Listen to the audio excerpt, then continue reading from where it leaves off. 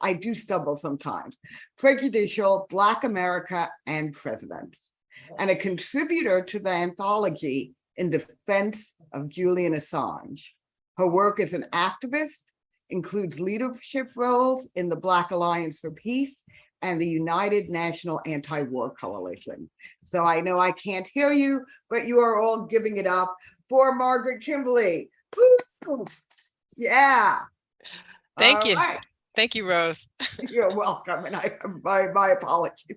No, it's fine. And of course, Matthew Hoh. Matthew Hoh is the 2022 North Carolina Green Party candidate for U.S. Senate. In 2009, Matt resigned in protest from his post in Afghanistan with the State Department over the American escalation of the war. In 2010, Matt was named the Ridenhour Prize recipient for truth-telling. Matt's writings have appeared in online and print periodicals, such as the Huffington Post, USA Today, the Wall Street Journal, and the Washington Post. He's been a guest on hundreds of news programs on radio and television networks, including CBS, CNN, Fox, MSNBC, NPR, the BBC, and PBS. And so without further ado, Margaret, take it away. Okay, I just want to say hello. It's a pleasure to be with you, to see Rose again, and to virtually meet Matt for the first time. I'm very happy to be here. Thank you. We have a lot to talk about, so I'm looking forward to this time. Yeah, thank you, Margaret. It's great to meet you. Hopefully it will get to, we were just, before we came on, you guys are sharing, your members are sharing how you first met and everything and where you've met. And so hopefully we'll get back to more of that. But yeah, obviously I've admired your work for quite a while. Both your work and the work of the Black Agenda Report. If people aren't familiar with it, please go and check it out. It's really impactful, forceful, honest, like brutally honest a lot of times, writing. Yeah, I mean, the cliche, right? It's the antidote for the mainstream. I mean, like we say that a lot, but when you read the kind of stuff that you and your colleagues put out there, it really gets to the truth of the matter, like the base aspects of what we're dealing with. You know, and before we came on, you and I were talking about, I was saying how, you know, just looking at what you've written recently, any of those things be delighted to talk about. But I want to talk, I guess, maybe start off talking about what and we'll go from there, what you wrote this past week, like 2 days ago or yesterday or whatever, about the intersection of our foreign policy and our immigration policies. And if I can do this without clicking out of what I'm in right now, I just wanted to read the last paragraph of that essay because it's quite profound and it's quite, well, I'll just read it. So there is no harm reduction under imperialism. Inevitably, it favors the people of one country over another, and humans are reduced to being used to further U.S. foreign policy interests. The duopoly can't resolve immigration issues for the same reason they don't resolve anything else. They serve the needs of the oligarchy and virtue signal to various constituency groups whose needs aren't met by them either. People migrating for a variety of reasons become tools to be used at election time and not as humans whose needs can and should be addressed. And I think coming off of that, and as everyone is familiar with, what just occurred with the shipping of people, who were coerced, manipulated, lied to, up to Martha's Vineyard as well as other places. Just the indignity of that, the indecency of that, the immorality that you would do that to people, regardless of where you stand on any of the issues. But the fact that, I think that gets to what I think the base of what you're talking about there, just the how our policies use and exploit and brutalize people. Yeah, it's thanks again for being here. Yeah, I was, last week, everybody remembers when Republican governors of Texas, Abbott and DeSantis in Florida, have been sending people, newly arrived, mostly asylum seekers who are admitted temporarily, sometimes as their claims are investigated, and started sending people all over the country. Here in New York City, where I live, a couple thousand people by now have been sent to New York City. And it's very cynical. It's really a terrible thing. They say, well, you liberals, you like immigrants so much, so why don't you take care of them? And all of this talk about sanctuary cities. And I want to point out a couple things. The term sanctuary city doesn't mean a lot. It means that, for example, here in New York, the city is not supposed to assist in reporting people to ICE or deporting anyone. Now, it doesn't mean no one gets deported in New York City. Of course, people do. But all the other laws apply. You know, federal rules make it undocumented people can't apply for Obamacare, which I still say Obamacare. It's what everybody knows it as an example, or SNAP benefits, or it's some very rare cases where undocumented people are eligible. And that's no different in New York than it is in Texas. But it's a cynical scheme to use people from other countries as an election tool. And it's not a surprise that this is coming up. There's the midterm elections in 5 or 6 weeks. And this is, red meat to get the red state voters out to vote for Republicans. And immigration issues do need to be dealt with. There does need to be comprehensive policy about immigration, but it has to be done honestly. And, do immigrants take jobs, especially lower income jobs from people already here? It's a good question, and it's one that should be investigated with data. And there should be policies to address this issue, and not just everybody sounding like, Trump talking about a border wall, which, by the way, every Democratic president has helped to build.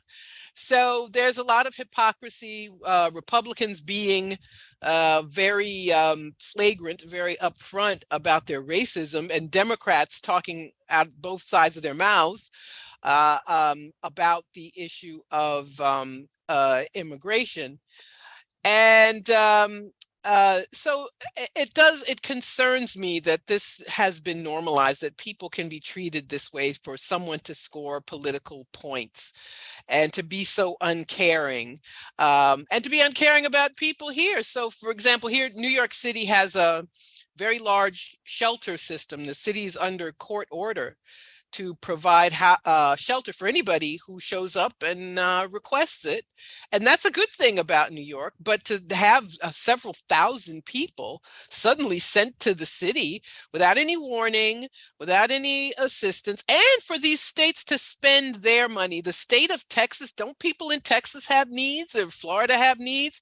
But you have these governors who are appealing to really the worst elements in doing these things.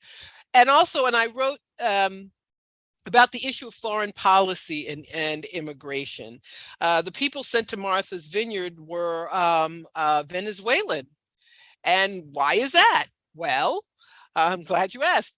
The U.S., in its efforts to target socialist countries in the hemisphere, Cuba, Nicaragua, Venezuela. It's very cruel. Sanctions deprive people of food and medicine.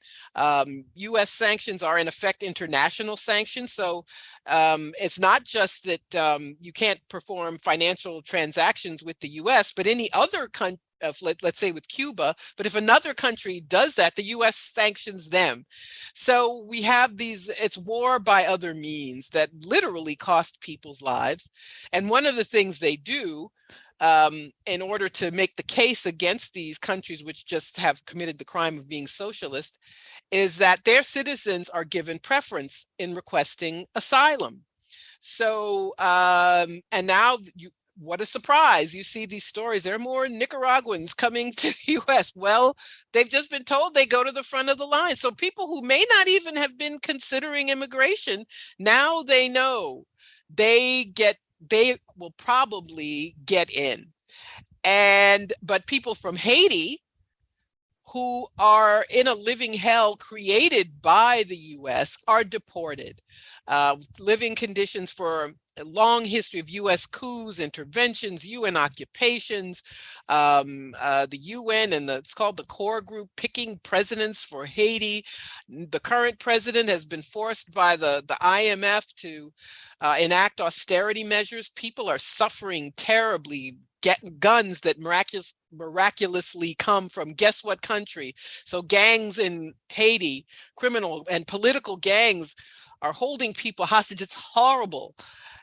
But it's all because of US foreign policy, and yet Haitians are more likely to get deported, with Biden deporting more Haitians than Donald Trump did, just as Obama. People called him the deporter in chief, despite his liberal supposed credentials. So there's a lot of to work on here, but that's why we need a left voice in politics. We cannot allow the duopoly to determine these very important issues that create a lot of suffering for many people. Yeah, and first of all, it's right. I was so excited to get into this. I can't remember if I thanked everyone for being here tonight. I was so excited to start talking to Margaret, get into this article she had just written and everything else, because it captures so much and it puts it all in such a perspective that I can't remember if I thanked everyone for being here tonight. So thank you everyone for being here tonight.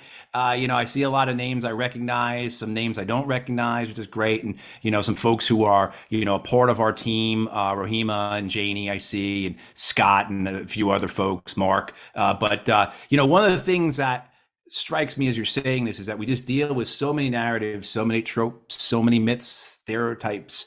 How do we break out of that? Like this one that we're talking about right now, this idea that the folks who come north, our brothers and sisters who bring their families north, are doing it because they're, boil it down, simply jealous of our standard of living. Like they want the good life. They don't want to tough it out, work hard back home. They want to come here to collect benefits. They want the easy way, et cetera, et cetera. How do we break through those myths? And I mean, particularly when the evidence, like this enormous edifice of evidence that we have, explains for the migration, as you just did, right? The crimes that are pushed by the war on drugs, the lack of employment, again, a lot to do with the war on drugs, the oppressive, brutal governments, again, war on drugs, those kinds of things. How do we break it? And then it just doesn't apply to that. It applies to all kinds of other myths and tropes and stereotypes that dominate our discussions here in the U.S. Mark, you've been doing this for a while, right? How do we break through that? How do we dispose of those types of narratives? Well, this is why we need a Green Party, to have that an authentic left voice, and not, Democrats, they have so many phony progressives. I'm sorry, all these people who are pushed as progressives, they're used to keep people from leaving the Democratic Party. What have they done, even with the Democratic president? And they cover for Biden. And, Pramila Jayapal said, I give him an A. And AOC said he's exceeded expectations. And they are used to keep people in line, and to think that you don't have a choice. You just have a far right party and a center right party, which is what the Republicans and the Democrats are. We make the case for ourselves. That's the first thing we do. Proudly make the case for being green. And I want to say one of the co-founders of Black Agenda Report, the late Bruce Dixon, was a green and was responsible for me becoming a green in large part. But that's why we have to speak up, and no one should be fooled by, lesser evilism, which never seems to be lesser. No one should be, vote shamed into, voting for people who don't do anything for them.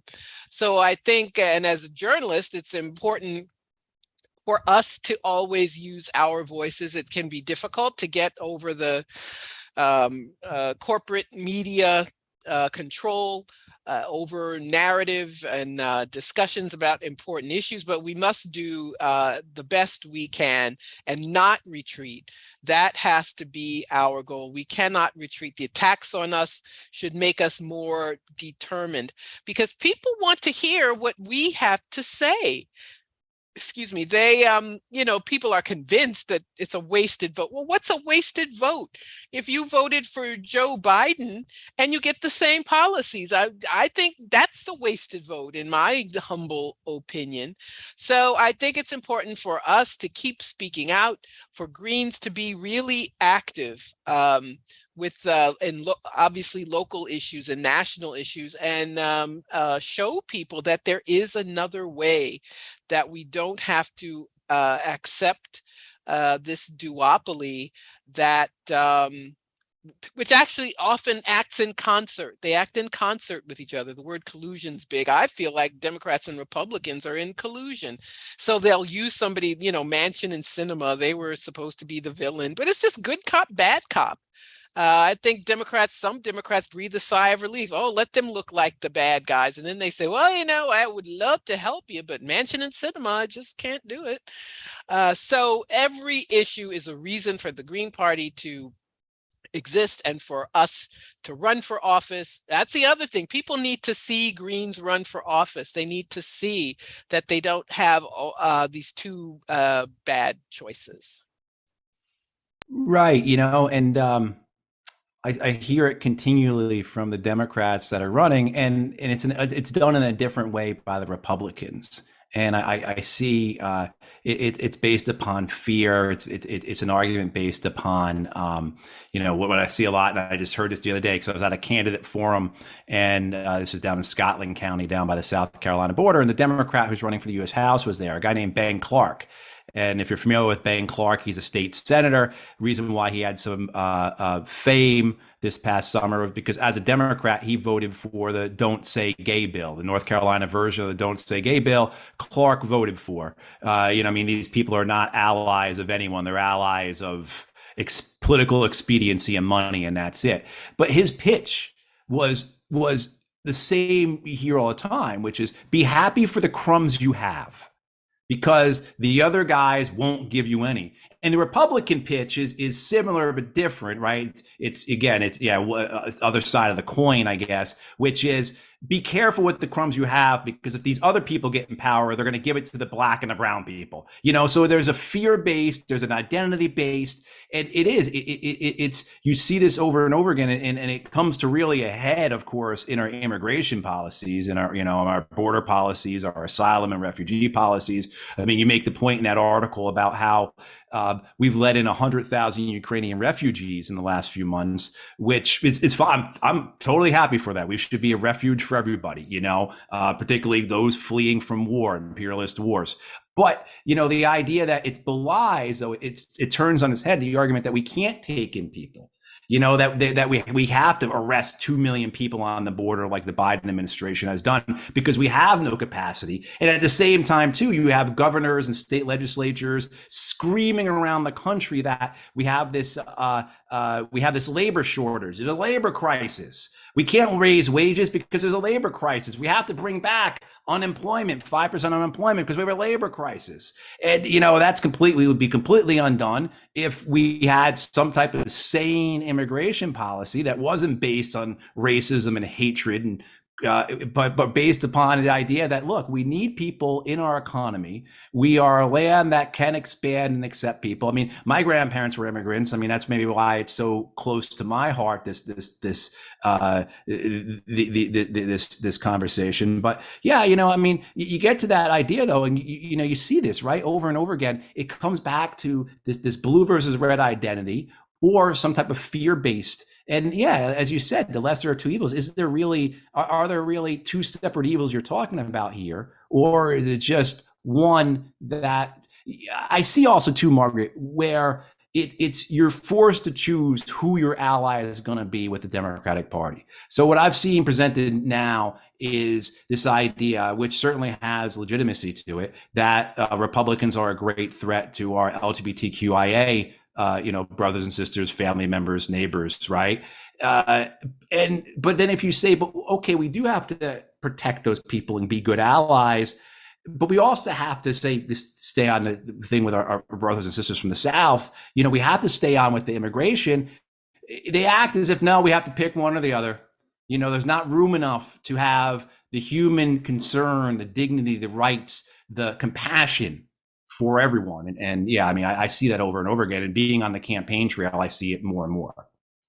I think, one of the things that would reduce that, supposed conundrum is if we had a political system that met the most basic needs that people have.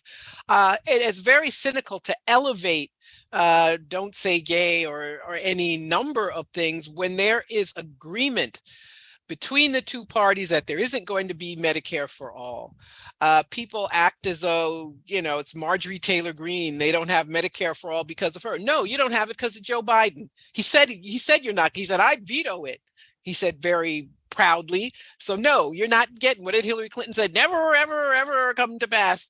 So you don't have this life-saving. The US has one of the worst rates of COVID deaths among the so-called advanced nation because we don't have universal free health care. So you have two parties that don't want you to have that because they're both beholden to the oligarchy. And yes, we have an oligarchy in this country.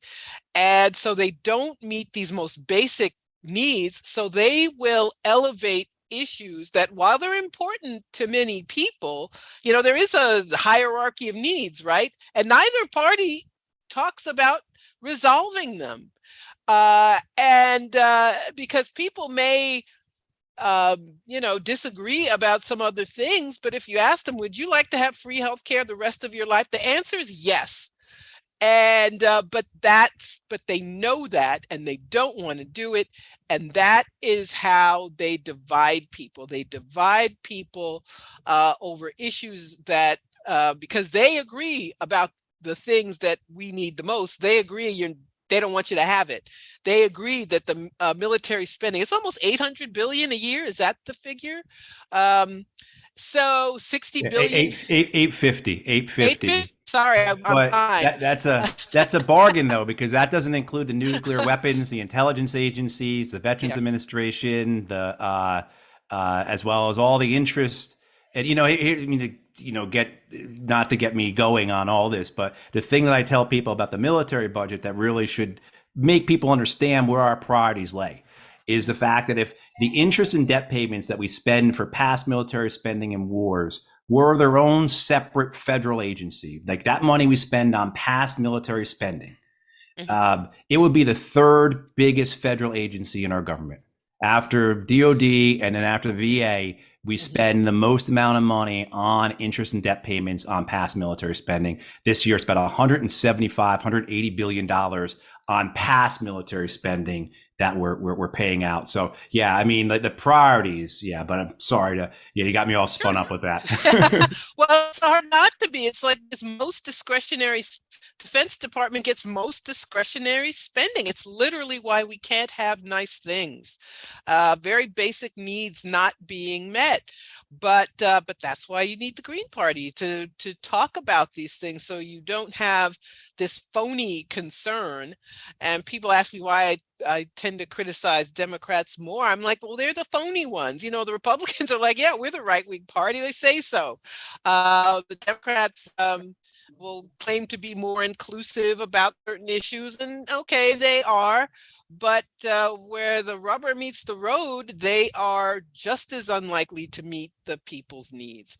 And I think we resolve that by putting these issues before the people and telling them what really happens in this country. It's an illusion that there's this party, and they really, if it weren't for this one or that one, if we had a couple more Senate seats, it's always a little more, right? Democrats will have a majority in the Senate. Well, it's not a veto-proof majority, which Obama had, by the way, and could have made Roe v. Wade, codified it into law with legislation. And he said, well, it's not my highest priority. It wasn't his a low priority. It was nothing to him. And that's what happens when Democrats get, all these seats that they say they need in order to do the things that that the people need. Margaret, there is an interesting discussion going on in terms of in the chat. There's a question that I think is worth asking you. I know that when it was clear Roe v. Wade was going to be overturned, you were one of the people who supported me, because Margaret and I know each other, and we know each other on Facebook. We've even actually met in real life, but I was putting out a sort of unconditional, unjudgmental support of abortion, which had some people real mad at me, like, how dare you? Yes, it should be legal, but we should be really angry and upset and heartbroken over it. Like, but I'm not. And I appreciated Margaret's support in that. So someone named Lauren has, is putting out that,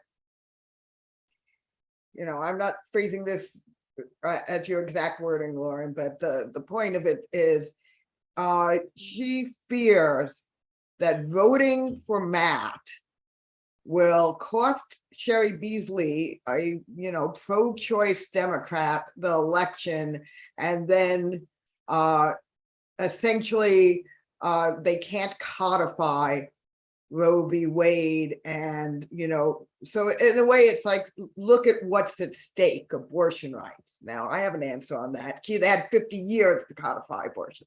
That was my answer, but I'm asking you. Sure. Well, you just said it. Would they do it? It's still, it's so Republicans use the issue of immigration to get their voters out. Democrats use abortion to get their voters out. But are they really going to do this? Nancy Pelosi, among other Democrats, said, oh, it's fading as an issue. It's a few years ago. She said this publicly. You can go, find the video. What's fading as an issue? It's not really important. Biden has said similar things. So first of all, I'm not convinced that they mean it. I, in fact, do not believe there'll be some excuse. I never heard so much about a parliamentarian in my life until Biden got to be president. Well, we would raise the minimum wage, but the parliamentarian, or let's take Build Back Better out of infrastructure, and then of course, poof, no Build Back Better. So I don't believe that they would do it. They haven't put it before the voters. Now it will always be something. It's not veto proof. Well, we got a couple more, but they're not the right kind of Democrats. And well, we have some tight races. It's kind of controversial. It will be something else. So is the Democrat promising to make sure this is brought to Congress, that they're absolutely positively going to vote on this issue or not? I don't believe it. And I want to say something else about the issue of abortion. Abortion rights are fast disappearing around the country because Democrats allowed Republicans to take over these state legislatures. The Democrats lost, I've heard of 900 seats, I've heard 1,000 seats when Obama was president. He did not care about so-called down ballot races. Republicans, you have to give credit where it is due. They raise money, they prioritize winning every race, state legislatures, governors' races. So even though most people don't want abortion to be illegal, you have these states that are taking this right away. So that's something else people should be demanding. What are Democrats going to do about recapturing these seats? They'll talk about gerrymandering, redistricting, all those evil Republicans. Well, where were you when they were taking over these state houses and did that? So I'm not convinced of that. We cannot get out of the mess we're in if we keep putting the oligarchs back in power. And that is what Democratic so-called control always amounts to. Yes, and Lauren had wanted me to mention, and I really couldn't tell just from her name, but this must be Lauren Steiner, who I know is it's Lauren, of the campaign, and she's you've been on her show, So I appreciate the question, and something I'd like to raise, actually. And I'm saying this in front of a bunch of strangers, really, who are out there. But I think women have to become more open about their abortions. I think that 33% of women have had them. In 2004, when I chose to terminate a pregnancy, I was working and I had health insurance, and it paid for it. After Obamacare came along, it became pretty much impossible because it was sort of an unholy marriage between private and public funds. Mm-hmm. The Democrats have never taken a stand against the Hyde Amendment, which stops public funds from being used for women's health. Abortion is women's health care. It is reproductive freedom. And the Democrats have never taken a stand against that. And it was Bill Nelson, a Democrat in Florida. And he said, I'm not voting for Obamacare because he was an anti-choice Democrat unless you put in this provision. And so it was a Democratic administration that actually had a crushing blow against access to abortion.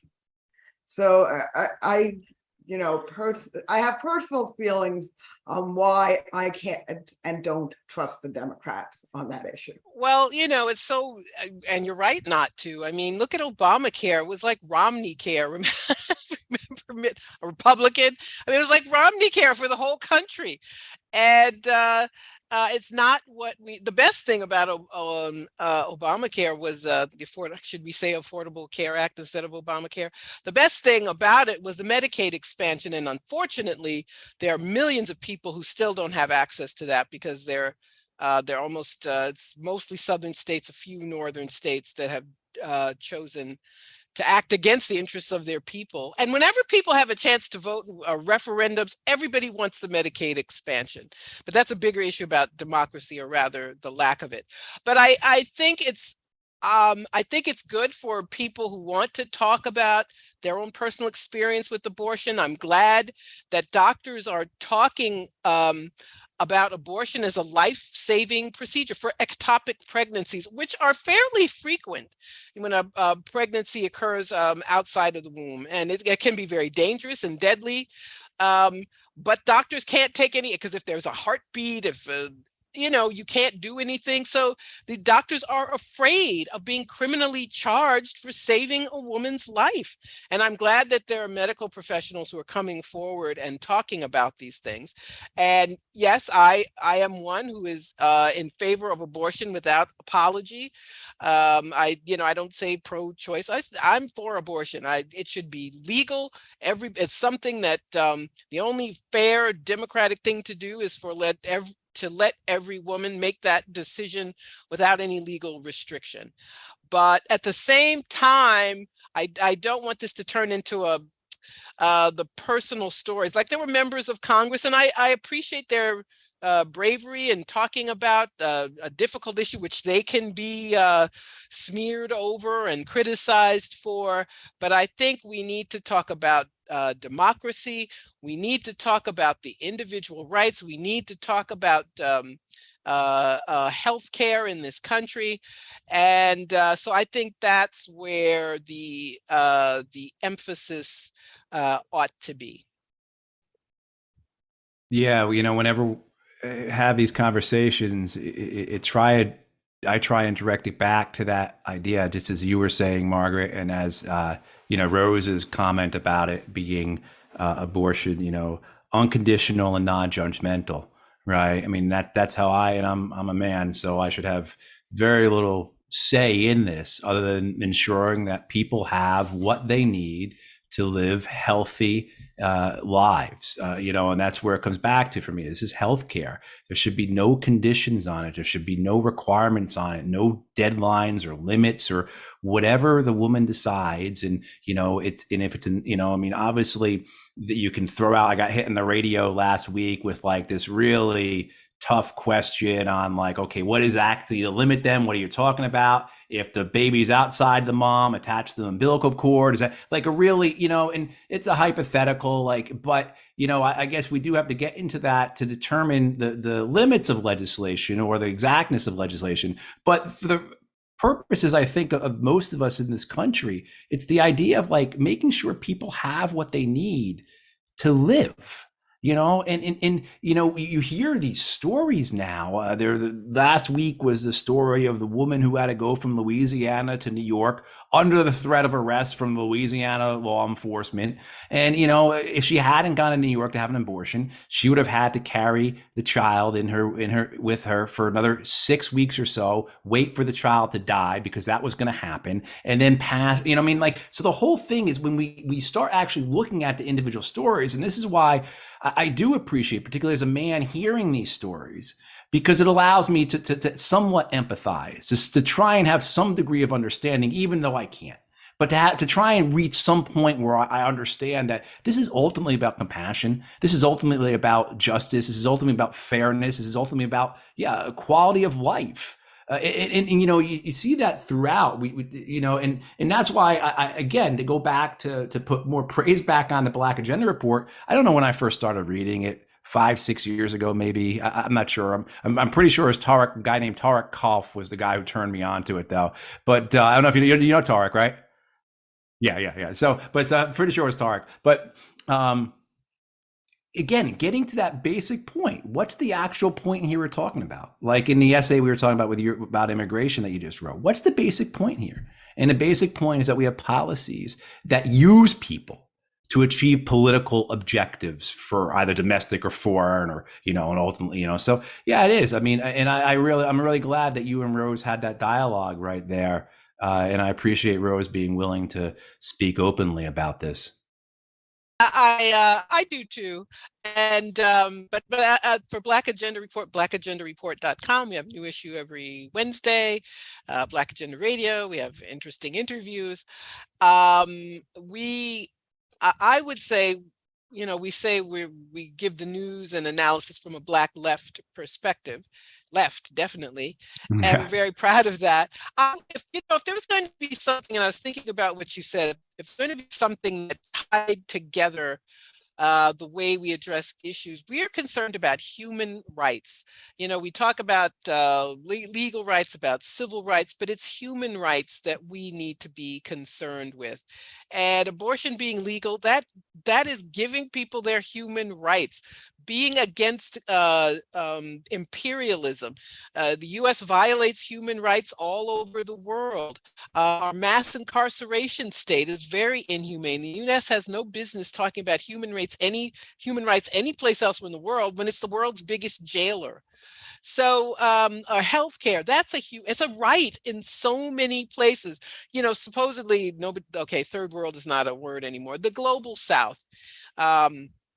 I visited Nicaragua a couple of times in the past year, and it is a, global South country, lower income country, but they have healthcare for everybody. So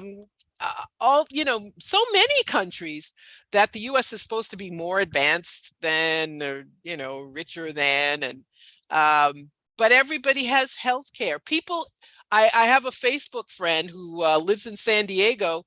He had to go to Tijuana for the dentist because he doesn't have coverage. And if dental coverage where to begin? What do you get for most jobs? $1,500, what is that? It's like a cleaning and, maybe a filling if that's all you need. But he, fortunately is close to Mexico. And there's a whole thing about dentists in Tijuana where people have to cross the border to get dental care that they can afford.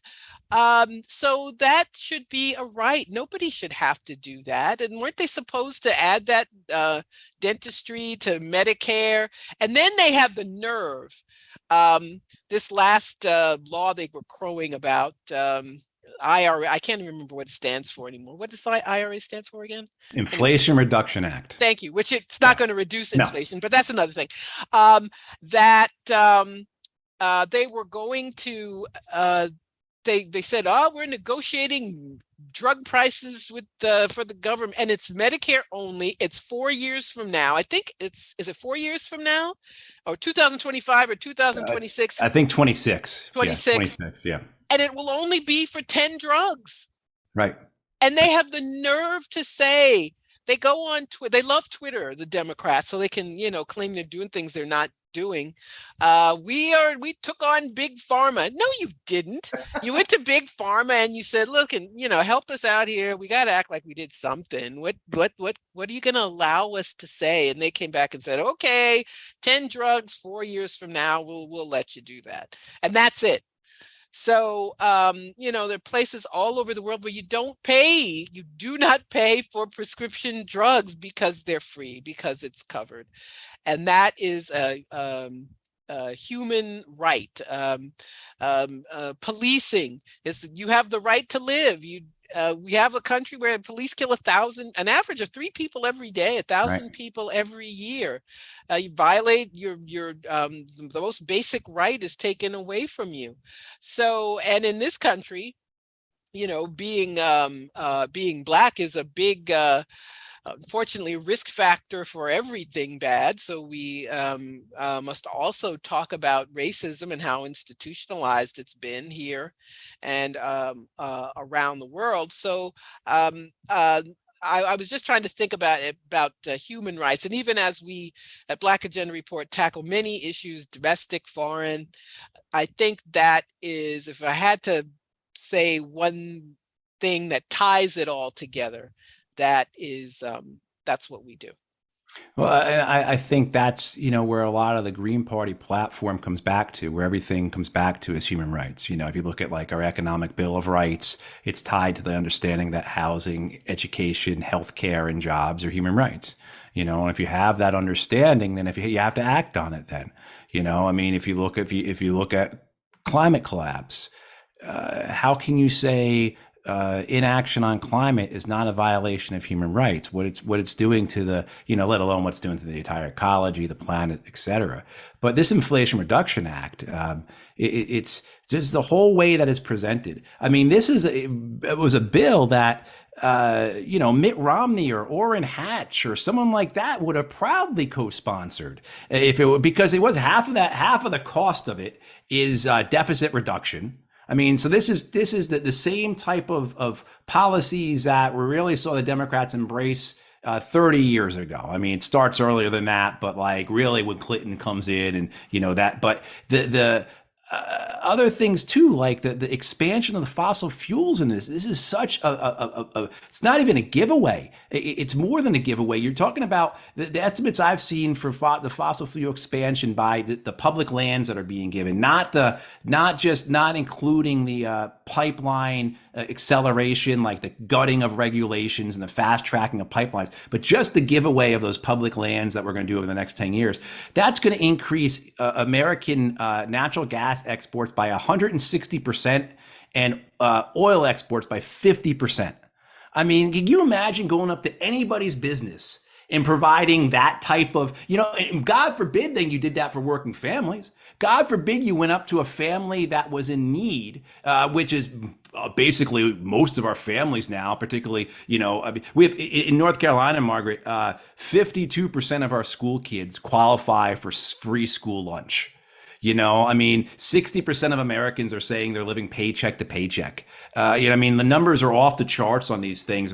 Don't even consider the morality and the justice of it. But like, if we were in an amoral society and these things are presented to you, you'd say, well, this is economically unsustainable. We can't go forward. Like, we can't have half our kids living in poverty. Which is what we do. And in some demographics, some parts of the country, it's much more than half.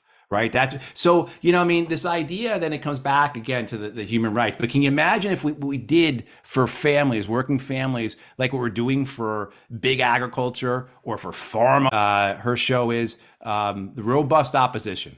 And Lauren's, everyone who's angry at her in the chat, Lauren's on our side. She's just doing her robust opposition job of cooking up some debate and questions here and getting us thinking and dialoguing, which is what we need, because I'm as guilty as anyone else. We're in the echo chamber all the time. So we got to break out of that. But yeah, before I guess we move on to Q&A, Margaret, do you have anything just to feed off of this monologue I just went on? I'm going to step down off the soapbox and yeah. Well, you're supposed to be on a soapbox. You're running for office, but out of a Paris Climate Accord, where are we now? Is it Kyoto? It's COP26. I don't know where we are. So Biden goes back in. Hooray! The Democrats, they went back in. But what did these climate accords are a joke? Frankly, they allow the world temperature to go up.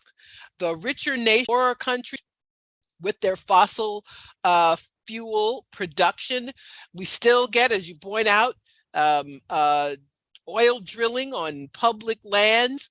One of the things the U.S. is trying to do in Europe with Ukraine, they're trying to buy fracked gas from the U.S. We have to be addressed. We're in a climate emergency, and it just, anything that happens can be used as a distraction. The media, it's liquid natural gas facility in Virginia, Cove Point, Act on Immigration. This idea that we've not seen anything yet. I mean, the estimates are hundreds of millions of people will be forced to become climate migrants. I mean, that's an astounding figure when you think about it. But, when Central America is too hot to live in, which is a real possibility within 40 years, what do you think things are going to look like, and how are we as a society? This is what I think we don't understand too, where our media has done such a bad job. One, by doing the both sidesism for decades, by allowing that nonsense to occur, but also two, they're not really explaining what this means. What is it when we talk about climate change being existential? It doesn't mean like rain's going to turn into fire and we're all, it's going to be like a Simpsons episode. We're all going to burst into flames or something like that. It's talking about our societal infrastructure, our economic infrastructure can't handle it. We can't handle the droughts and the wildfires and the floods that are occurring now. Look at our food prices. So what happens when it gets real bad? But yeah, I mean, we could do this. I know Rose probably wants to interject here and gets the question. So I'm getting better at this. This has been absolutely phenomenal. I knew it would be. So thank you, Margaret. Yeah. I mean, we actually, we've had a lot of good discussion within the chat section, but we're actually going to move on to fundraising, right? Everyone's favorite part of the webinar. But one thing I've been thinking about lately is how hard it is. I mean, this has been such an important discussion, and Margaret, it's been great having you. And I'm so glad that you came, because this has been an important discussion on Green candidates being able to get the message out there. And let me tell you, this is my first time as a campaign manager. I was on the Howie Hawkins campaign for president. That was in 2020, which you could not have asked for a worse year to be running a Green candidate. It was just, everything was Trump, and it was really, really hard. But all Green campaigns are hard. So we needed to raise money. I came into this campaign and I looked around and said, well, we're either going to raise a lot of money or we're not getting on the ballot. So we're going to raise money. We're going to get on the ballot. And so we would do these, and I would tell people, please, you got to give money to this, because we got to make this work. Because when you need 14,000 valid signatures, and I mean, I'm not going to, a lot of people here know what they put us through when we did receive that. But that was, we had to collect 22,500. And if people think that's an effort one can do for free, you can't. And this is how hard the US makes it just to get on the ballot. Then we make it on the ballot. Then we have to have a legal battle, because the Democrats basically said, no, but we don't like that you got on the ballot. And we set it up so you aren't going to be able to do that. This is not fair. You're not allowed to be on ballot. So we're just going to, do illegal stuff. And we're big and you're small and you'll go away. And that's how it's going to work, right? Well, so we had that fight. We had to fight against some of the most powerful figures within the Democratic Party. The Democratic Senatorial Campaign Committee, run by people like Chuck Schumer. The governor in North Carolina was involved in this. Mark Elias, who was Hillary Clinton's lawyer, was involved in this. So little Green campaign went up against it and we won. But now we need to get this out. We need to get votes. We need to get Matt's message out to as many people in North Carolina as possible. And they have so much dark money coming into their campaigns. But you know what? Our money is all in the light. And we haven't had that, we haven't had the kind of fundraising we need in the past couple of months because we got less media attention, etc., to make this happen. So I'm asking people today to give. If you are out there and you are capable of being the hero who's going to give $2,900, which is the max you can give, please do it. Whatever you are capable of, if you've got the money to put into this, because this is an investment in our future, in our kids' future, in our grandchildren's future. Because these two parties, they're both driving us off a cliff. And we need candidates like Matt to be able to get that message out there. So I'm asking you, is there anybody here who can give $2,500? I'm not gonna do the long pauses of pain. But the thing about it though is, like, we have had three separate parts of this campaign, three phases: getting on the ballot, collecting the signatures, getting 22,500 signatures, getting out there, then the 2.5 month long legal fighting, not one but two Goliaths. The state, we took on the Attorney General. People don't know this. The Attorney General Josh Stein, who is the odds-on favorite for the Democrats to run as governor in the state in 2024, he became personally involved in our case in the last couple weeks. So we took on the state and we took on the DSCC, the Democratic Senatorial Campaign, and we won. And now we're on the other side of that when there's third phase, and we need the money to reach people. We need the money to talk to people. There are 7.3 million voters in North Carolina.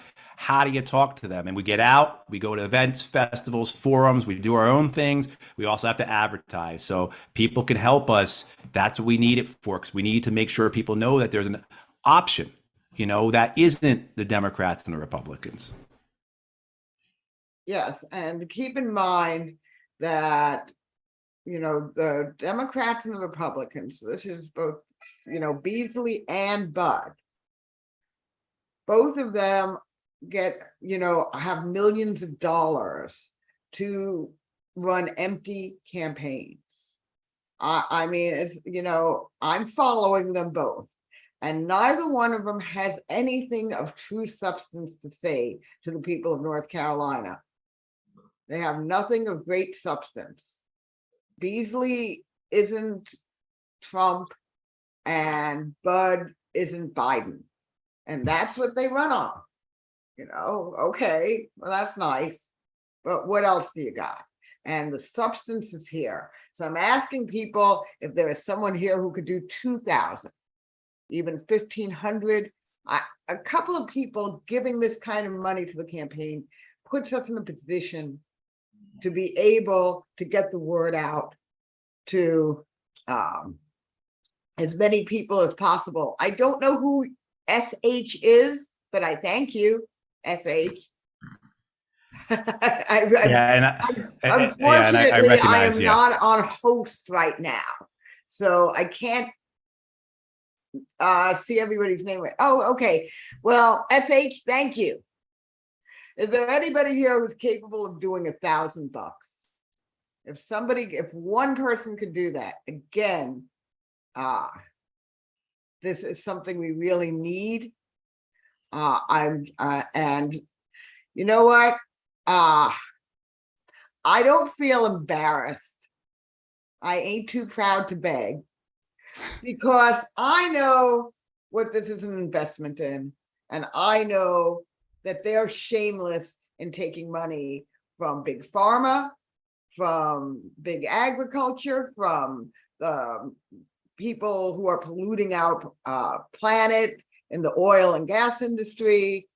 I know that they have no shame about that. So why should I, little old Rose, be ashamed to say, hey, if you could give $1,000, if you could do $500, and if these big amounts, look, because I'm not capable of giving these kind of dollars to any campaign because I don't have the money. But if we could do $100, in a meeting of 32 people who came, and I know there's people watching, I believe, on Facebook as well.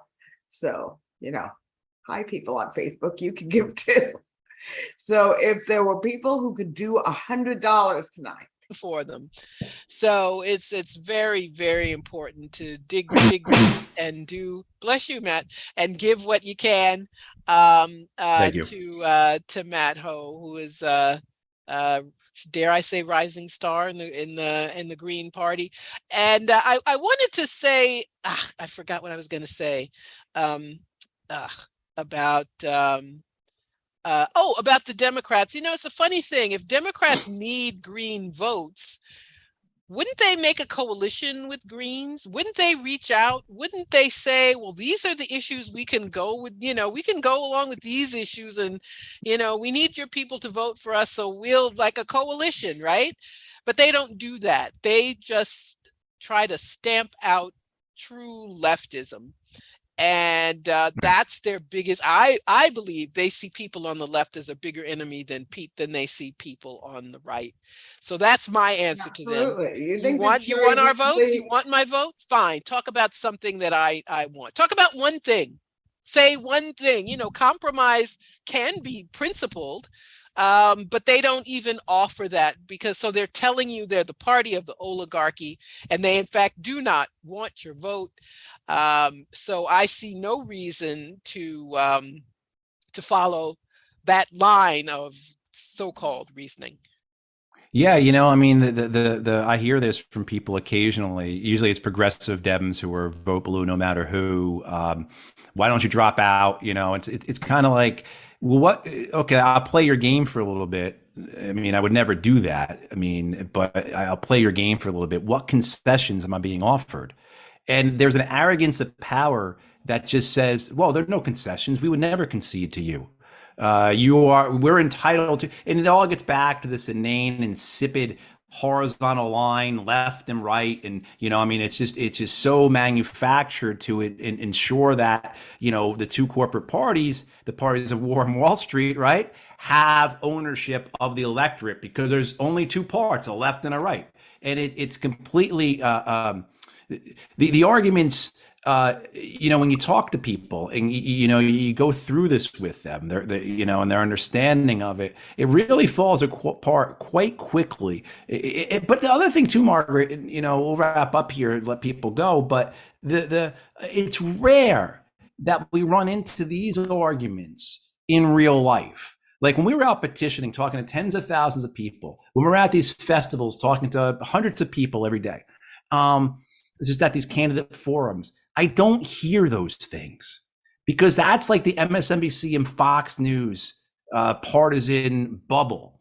And you're talking to real people who are concerned about what their family is going through, and they're concerned about the fact that, gosh, I'm paying $250 a month for my health care as a single person with an $8,000 deductible. That's a third of I make $20 an hour. That's a third of my income. So like, that's what they're concerned about. They're concerned about their rent going up, and, they're concerned about, their kids' education and all those things. And so but I could be here all night doing this with you. Thank you so much. Just turn it back over to you. Just one last thing is, I am also leaving the volunteer link. You do not have to be in North Carolina to volunteer with this campaign. We're doing phone banking. We're doing text banking. That could be done from all over the US. And so if you're not in a position to be able to donate, again, On a personal level, I totally understand that. That's, I have in political work given my time where I haven't had the money to give, because that's, oh, thank you, Laura.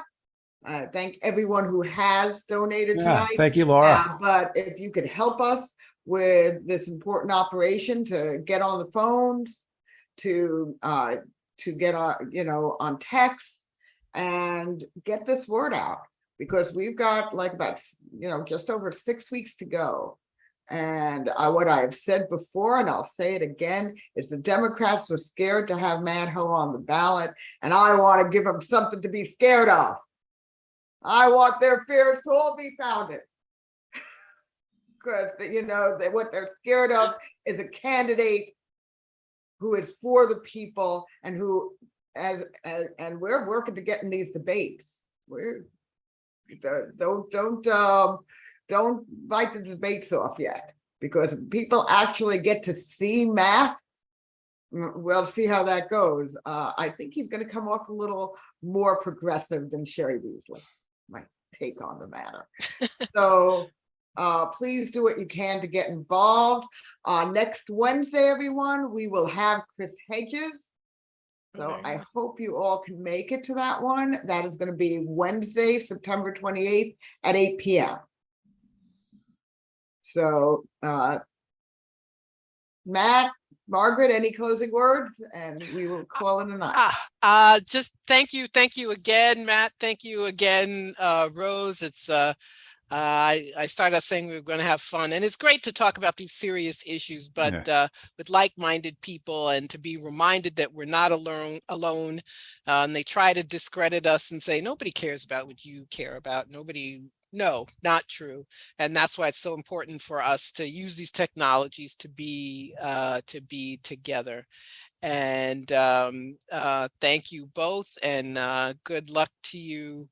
Matt, let's hold up the Green Party banner high across the country, and help Greens run for office. And let's all talk about the Green Party and why people need to vote for us. Right. And thank you so much for being here, Margaret. This was fantastic. I knew it would be. Rose, thanks for facilitating. AP, thanks for being on the back end. And everyone who joined us tonight, thank you so much for spending, part of your night with us. Yeah. And Nadia, thank you for the donation. See that now. Yeah. Long-term green, I know. Yeah. I encourage people to get involved. Somewhere in the chat, I just saw Chris talking about something else but one of the things I feel about a political party, it's got to be the arm of a movement. It can't be a political party for its own purposes. It has to be part of a larger body, just part of an appendage. And there's so many things that go into that: communication, direct action, community organizing, labor organizing, mutual aid, on and on and on. And but one of the things too is it's not just about running candidates. It's about getting people into politics. It's about getting people who have done campaigns, who have experience, who understand fundraising and media and messaging and running a campaign. And so you don't need to be somebody like me running your Yap every place. There's lots of other roles. And so that's something we really want to push here is like, get involved, help build the party, help build the movement. But thank you all for joining us tonight. And Margaret, thank you so much. Thanks so much, Margaret. Great discussion, both of you. It's always an honor. I'm a lucky gal. I get to. Thanks, guys. Get to talk to some really exciting people. All right.